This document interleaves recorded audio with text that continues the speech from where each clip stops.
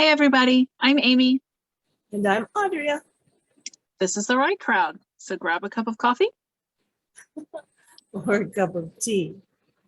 maybe a little something on the rocks, and let's get started. You like my Eeyore? I do like your Eeyore. That's a cute one. I love Eeyore. Is that a new one? Righty. Pardon me.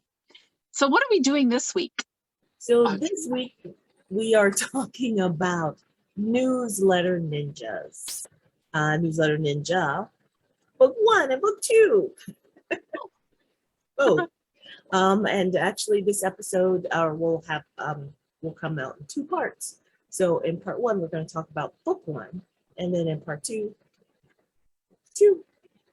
book 2. Yeah, cool. And we decided to talk about Newsletter Ninja because we both had the book, and also because everybody and their mother's father's goat's trainer says that if you're an author, you need to have a newsletter. So yeah. It's a thing. Just get used to it. If you want to sell books, you're going to have a newsletter. And for myself, I do newsletter at work. I do newsletter, on a personal basis, talking to travel agents and my friends and stuff. But it never occurred to me to talk to complete strangers, especially when I'm a brand new author with no book yet that's published.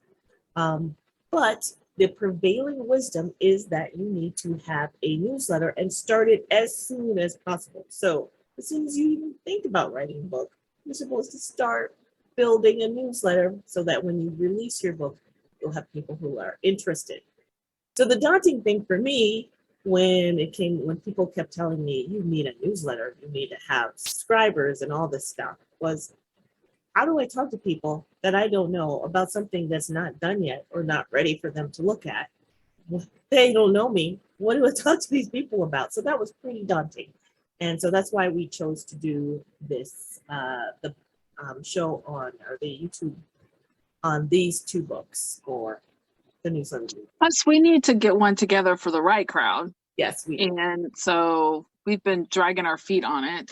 And the other thing that I like, which we'll get into when we are discussing book 2, which it dawned on me, I haven't published anything, but I remember back when I first started with the Stop Writing Alone group, one of the women in the group, Jackie, was saying that you need to have a following before you have a book. So when your book comes out, your following is going to buy it because they're like, oh my gosh, her book came out. Woo, we're going to buy her book. And I used to be like, okay, but I have nothing to tell these people. Like, I can send a picture of my dog, but like, nobody cares. Yeah. And I love about Newsletter Ninja 2 is that she gives you all kinds of ideas. So if I did short stories or a little standalone book or a little standalone something, get people used to your style of writing. Now you've got people that want to be on your newsletter. So we'll discuss that when we get to Newsletter Ninja 2. So okay. I almost was like, woo! No, not yet. All right, Newsletter Ninja number 1. I will say that if you're going to 20 Books Vegas, 20 Books to 50K in Vegas, she was there, and all of the speakers, whenever anybody ever asked about newsletters, they were like, get Newsletter Ninja, just go get the book. Yeah. There was even one guy was like, if you can't afford it, let me know, I'll buy it for you. That's how important it is. Mm-hmm. So just keep that in mind. And it's a short read, guys. Yeah, they both are. Like, it's not, hour and a half, 2 hours, if you just sit down and read it, it's not bad. Okay, let's get started. Newsletter Ninja, how to become an author mailing list expert. I feel like it needed a little boom, boom. All right. What do you want to start with? Well, I like how in book 1, she talks about what the whole purpose of your newsletter is. And it is to drive readers to your book. Each newsletter should have some sort of call to action.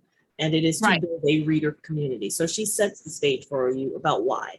And for those of you who don't have a book yet, she even addresses that and how you can start to build a newsletter audience and newsletter subscribers. And in that first, this book, as Amy said, is only 134 pages. So it's chock full of information. It's not one of those books that you buy online, like on Amazon, and you can't tell, or you used to be able not to tell how thin they were, and you get them and there's like 2 words on each page. No, this is. And the spacing is this big.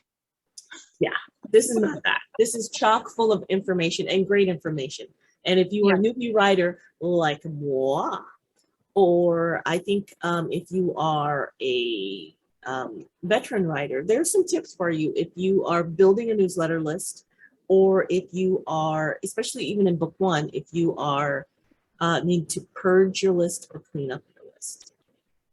So what did you like? And she actually discusses that. Like, it's okay to like purge people out, especially if the system that you're using is a pay by subscriber. You're paying for people that aren't looking at your newsletter. Like, it's okay. Give them an option to stick around. But if they don't choose that option, so long, farewell, Avidase.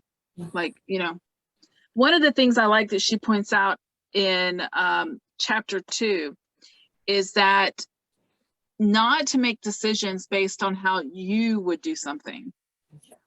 And I think we have a tendency to do that. We expect people to act and react the way that we act and react. And she was like, don't do that. Measure it based on results, not based on how you would actually do something. And I think that's an important distinction to make. Right, and I like it, and I highlight, well, I put it in my notes this time because I have that book on Kindle, and I have the other one, the physical copy. But I highlighted that you are not your reader. And that's something that, as I've been working on newsletters ever since I started reading her book, I got her book a couple of years when it first came out, around when it first came out. And then I've been working on the newsletter for the right crowd, the rarefied newsletter, which we're going to do better on that. We're reading books and stuff, y'all. We're reading the book to figure it out. Yeah. But so that I have to remind myself, I am not my reader. So when someone said you should send pictures of your dog, well, okay, if you send pictures of your dog, I'm interested. In that case, I am a reader. But yeah, talking about anything else, like I don't know, your kids or shopping trips. I'm sure your kids are great, but yeah.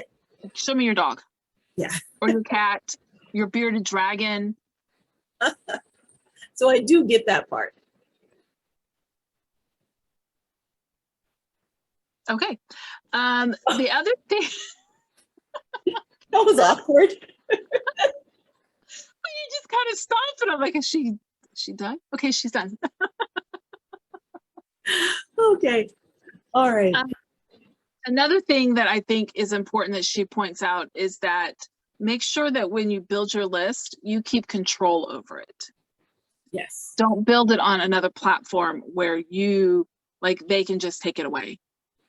Right. That's a huge pointer to remember, that if you build a community, because we talk a lot about community on here, if you build a community on Facebook or Instagram or any of those other things, if they take your rights away, which I've talked to other authors or found out about other authors who lost their Facebook rights, you lose contact with those people that you've been building for years. But if it's your newsletter list, if it's your subscribers, you control them, and that's super important. I mean, you can find them on Facebook, but find a way to get them over to your newsletter that you control. Right. That way, if something happens, like there's this father-son that they're always doing skits based off of other people's audios. It's hilarious. It is hilarious. But they got dropped off of TikTok. They had over 1 million followers. Really? They had to organically rebuild their following on Instagram and Facebook because TikTok just dropped them. Why did? Okay, I don't know why, but the point. Yeah, I don't care for all the politics of it. I don't, whatever. But But keep that in mind, that if for whatever reason, whether you do something you're not supposed to do, or you do something that you had no idea you weren't supposed to do, you could piss somebody off and they could report you for something you didn't do. A lot of these places, I mean, in person, you should always check. Like every story has two sides, right? But I don't know that TikTok and Twitter and Facebook and all those people care. So make sure that you have all of your people somewhere else as well. That's all we're saying. Yeah. I'd hate for you to build it up and then it to be gone, like overnight. And it's cool that she points that stuff out to you. So, and gives you some tips and some or just information you need to know as an. Yep. The other thing that she points out is your newsletter is to build a fan base. It's not necessarily to sell anything. The people who know you, love you, are going to buy your stuff anyway. Newsletter is more to get your name out there, get your face out there, get more people interested in what you have, but it's not, I'm only going to send out a newsletter when I have a coming up release. Yeah. The only people that's going to reach are the people who are already going to buy your book. And she does point out that if that's the only time you're sending out a newsletter is when you have something to sell, you'll have your subscriber number will drop significantly, and fewer people are going to open it once they get it, because they know, oh, she's just trying to sell me something. Oh, they're just trying to sell me something again. Not today. So that's a worst practice. So you do want to follow and read the book to find out about best practices. And I know we already said don't treat people the way that you would think, but think of it this way. If someone were to send you a newsletter only when they were selling something, would you continue to follow them? No, you wouldn't. I actually go in and unsubscribe to them. Because I'm like, you only want something from me? So you just did that, or someone just did that to you? No, I just did that, went through and cleaned out a bunch of newsletters or things. And I was feeling bad about wanting to unsubscribe because I'd get all these newsletters. I never open them.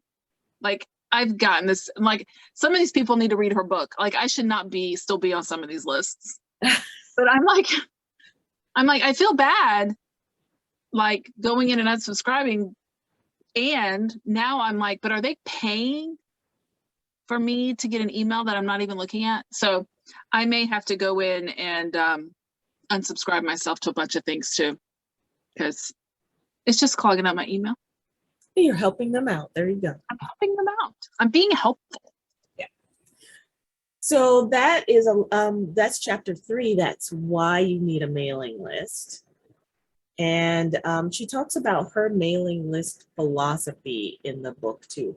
And as always, or as Joanna Penn says, who's my idol, as ever, we're not going to read you word for word this book or, give you the stuff that you could get out of this book, especially since it's such a little bitty read. But I do like how in her, she repeats some of the things that you need to know or that you need to remember. On the mailing list philosophy, she's summing it up in 2 parts. First, you are not selling what you think you are. And second, if all you're using this for is selling, you're doing everything wrong. So just repeating those things because you got to get them.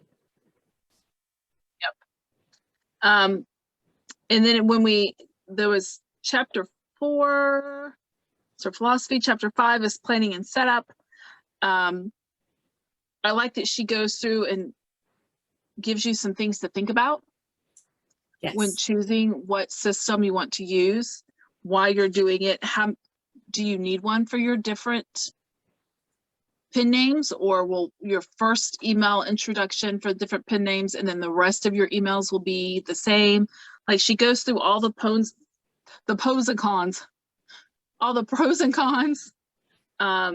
And I mean, she talks about budget. She talks about all the things that are important.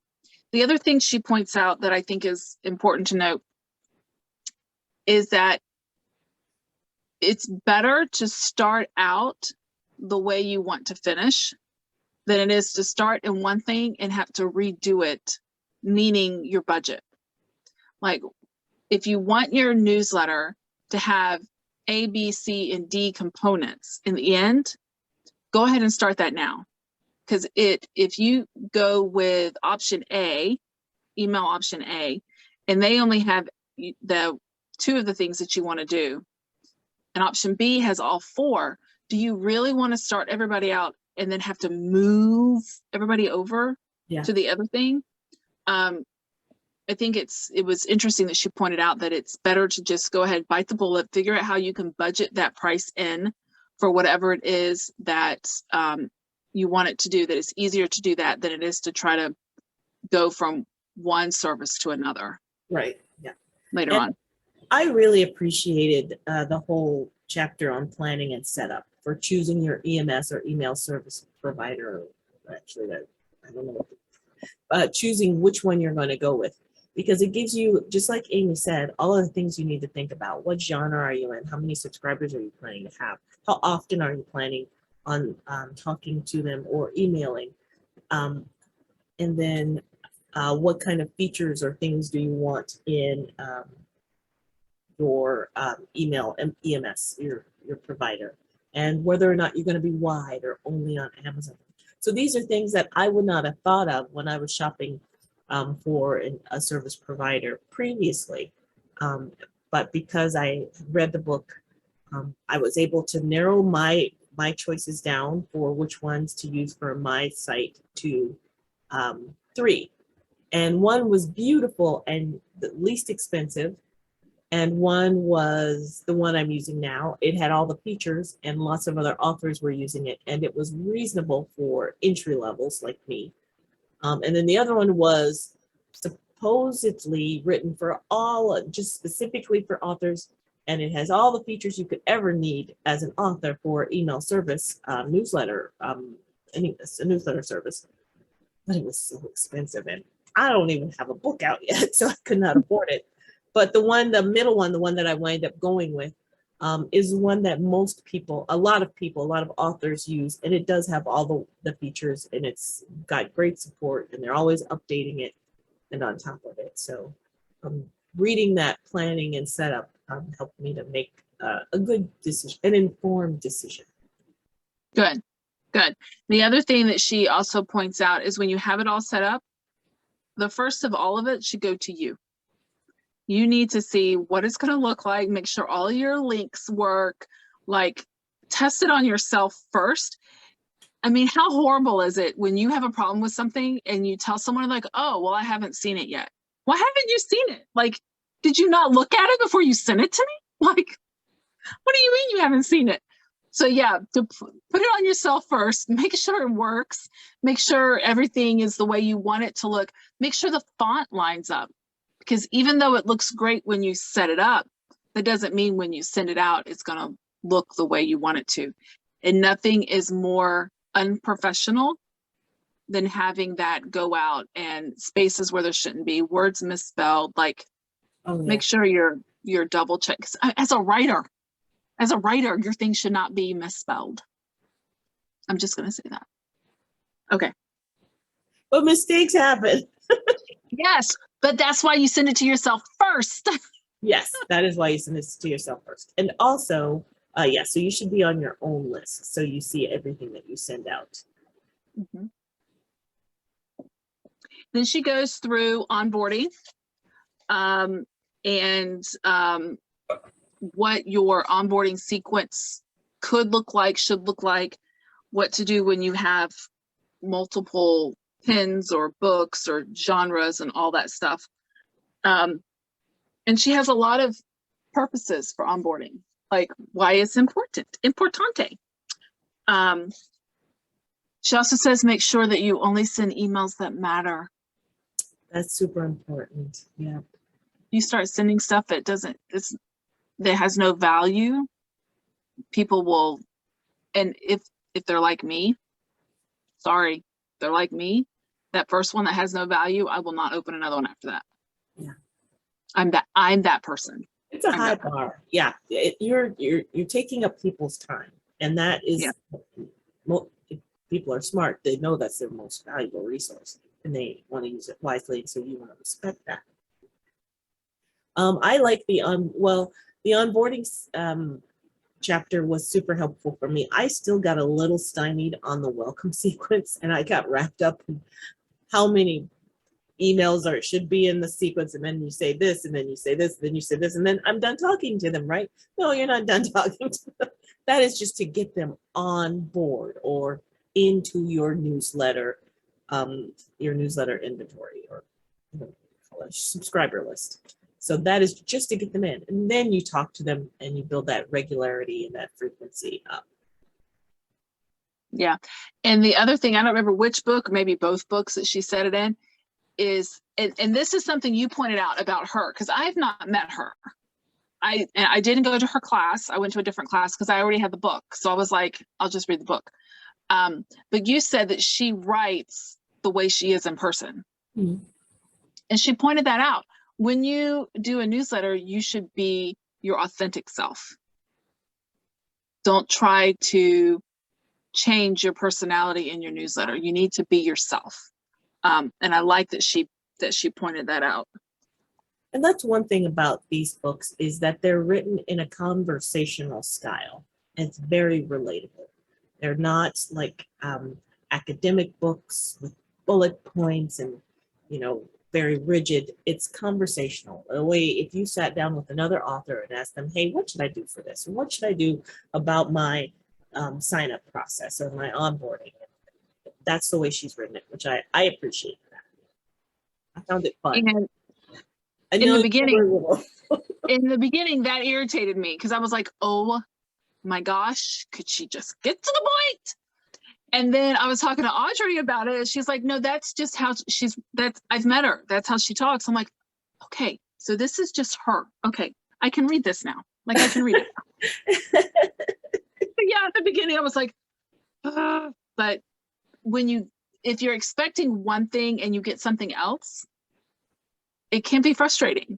So just know this is more conversational. Keep that in mind when you open the book. And it'll be easier for you to digest. Yeah.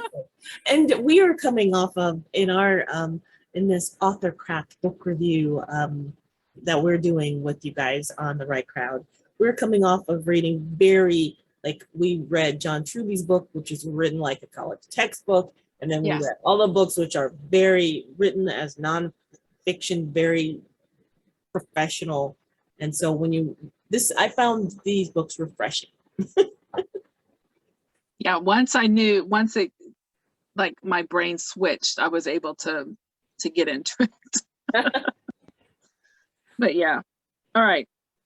What else do we want to point out? All right. So then she's going to take you through the first couple of emails that you that you send out. She calls that chapter the first date, which is cute.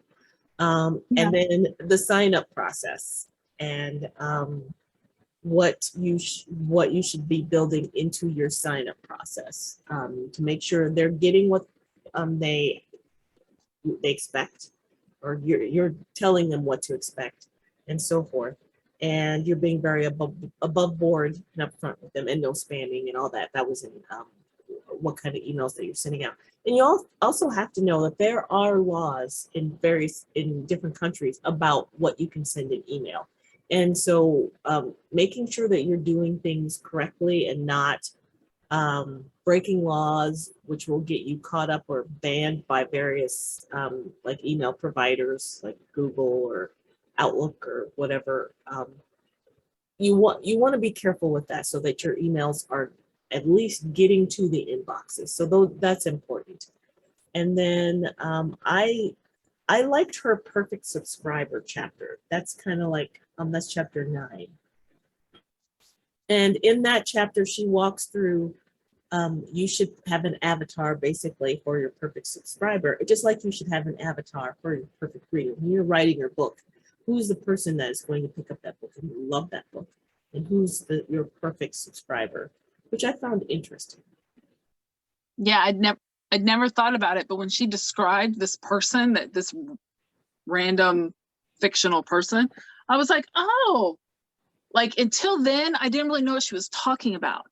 But then when she described this person I was writing to, I was like, I got it. I see the lady. Like, we're good. Like, I get it. So I like that she like explained that, what it was, and that you're writing to that person. Like, just pretend like you're writing to that person. Yeah. One thing she does point out is to make sure that whatever promises you make to your newsletter subscribers, you actually uphold. It's the same thing with the books that we've been telling you guys about.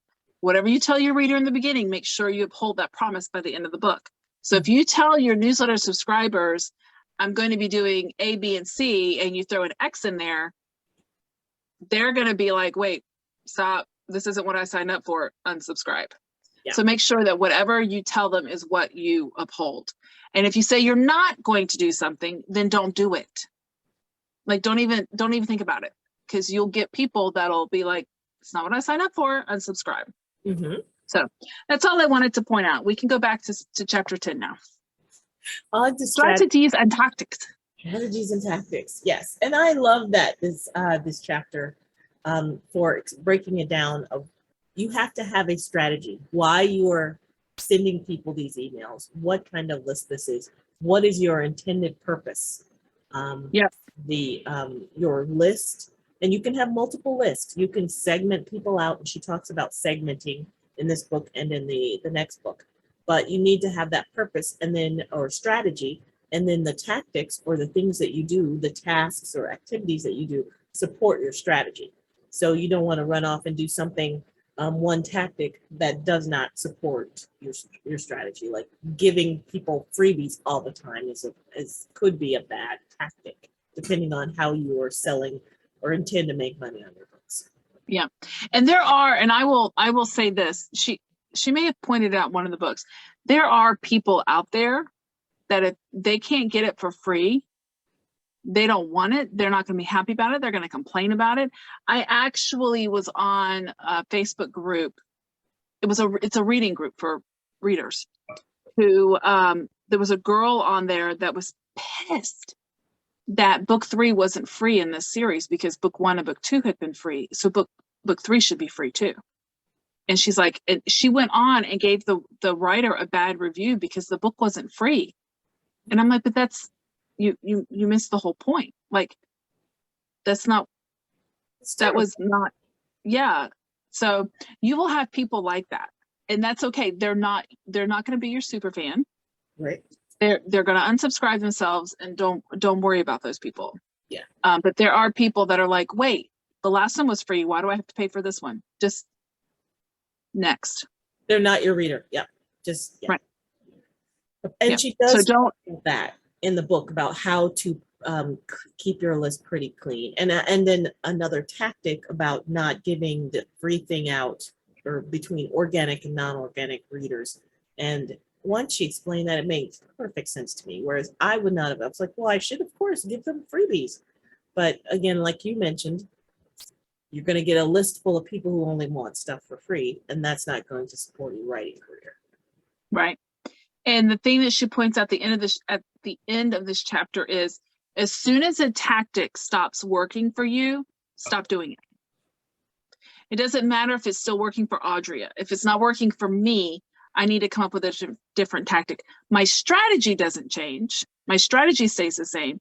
It's just the tactics I use to accomplish the strategy that's going to change. But don't stick with something that's not working for you. Mm-hmm. I mean, that's, dare I say, stupid. Don't say it. Oh, too late.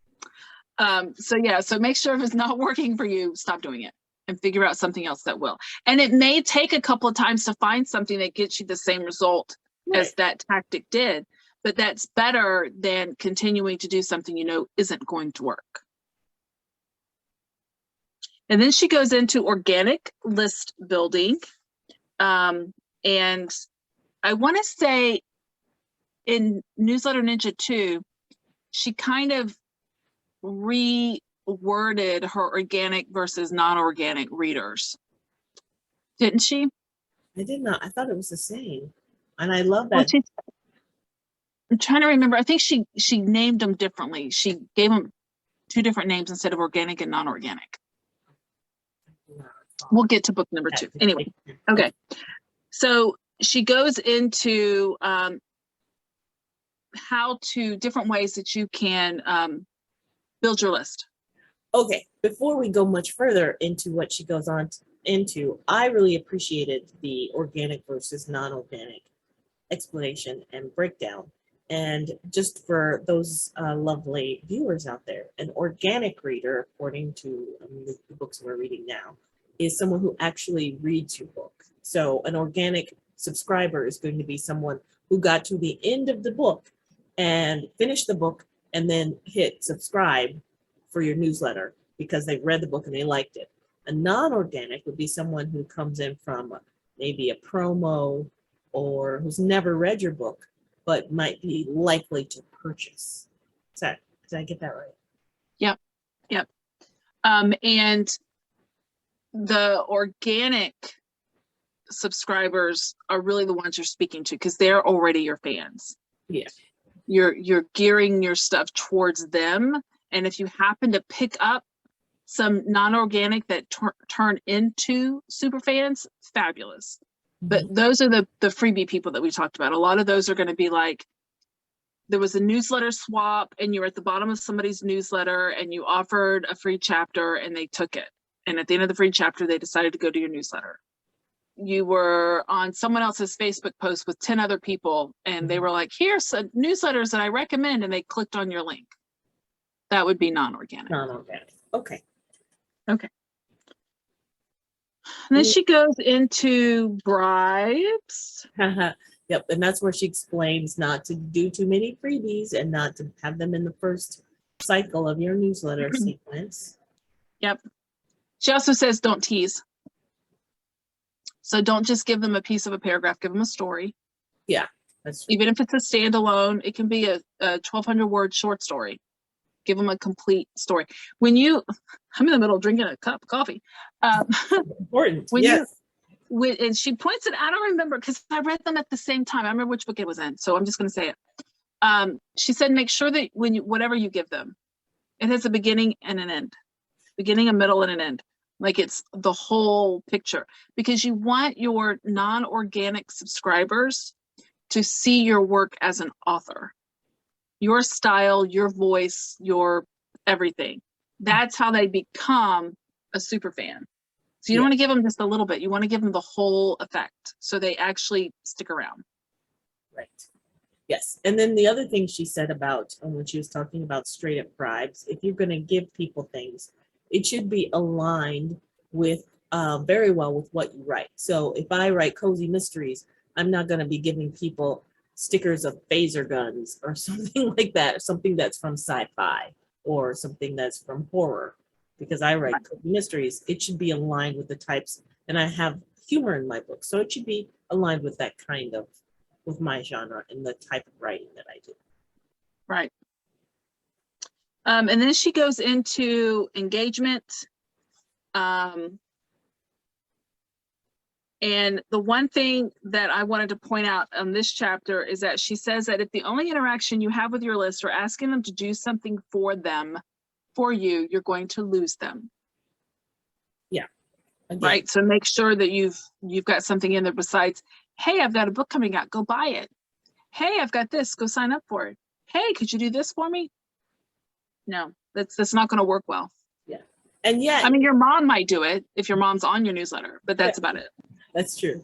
And she does point out that you do want a call to action in every email. And but it should not be the entire purpose or all the content. And your call to action could be something different. Like if you like this book, go click here to go buy it on Amazon, or it could be somebody else's book, or maybe it's some kind of participate in this poll, because that's going to help you to segment your audience. But some kind of call to action is helping to train your newsletter subscribers to do things, so that when you are about to put out your book, you can say, hey, my book is out. Please go buy it and review it. give me some stars, all the stars. Yes. Stars. Yep. The other thing, I think it's in the building relationships chapter where she talks about asking questions and actually answering. Like when your subscriber, if you ask a question and your subscriber answers back, like talk to them. Oh, yeah. Like there's a person on the other side. And I don't remember whose newsletter it was, but I remember I got a newsletter. I was really excited to get it. You can tell how excited I am now. They asked a question and I actually answered it. First time ever. I was like, I don't know if you actually really wanted an answer, but here it is. Mm-hmm.